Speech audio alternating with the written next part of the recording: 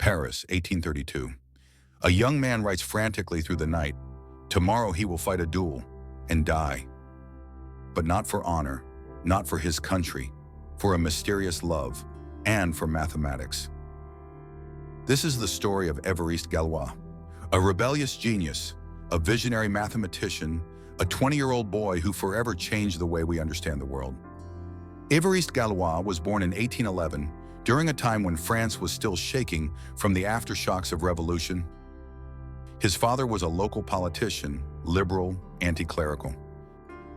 At school, Évariste was introverted, solitary, but at 16 he stumbled upon a book that changed his life.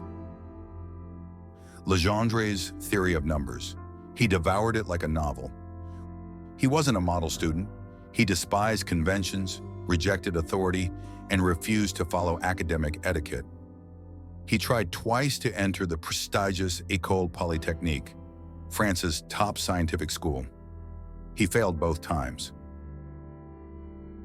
Not for lack of brilliance, his answers were stunning, but because of his combative attitude and unwillingness to conform. Disheartened, he enrolled in a less renowned school, the École Préparatoire. There he found solace and purpose in pure mathematics. As Europe debated monarchies and republics, Galois was obsessing over a different kind of question. When can an algebraic equation be solved by a formula?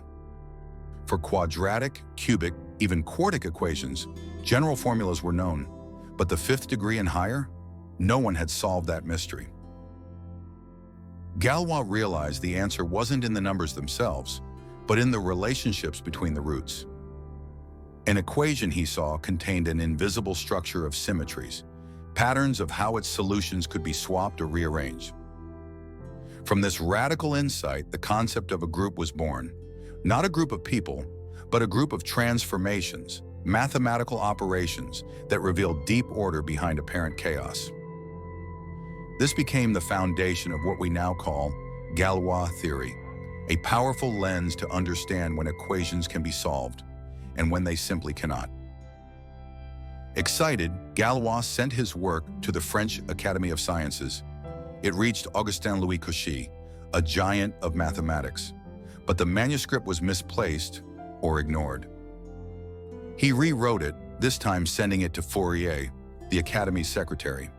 But Fourier died soon after, and the document vanished again. Galois began to feel betrayed, rejected. He wrote furiously, accusing the establishment of neglecting revolutionary ideas. Meanwhile, the political fires of Paris burned brighter. Galois joined radical student groups, took part in uprisings, was imprisoned multiple times. To the state, he was a criminal. To mathematics, still, an enigma. Then came May 1832. He met a mysterious woman, Stephanie. Some say it was a tragic romance. Others whisper of a political setup. Whatever the truth, a duel was arranged. Pistols at dawn. Galois knew he would not survive. The night before, he wrote endlessly. Letters, notes, theorems. He sent his final work to a friend, writing, "I have made a discovery which I cannot yet explain, but I hope mathematicians will understand it.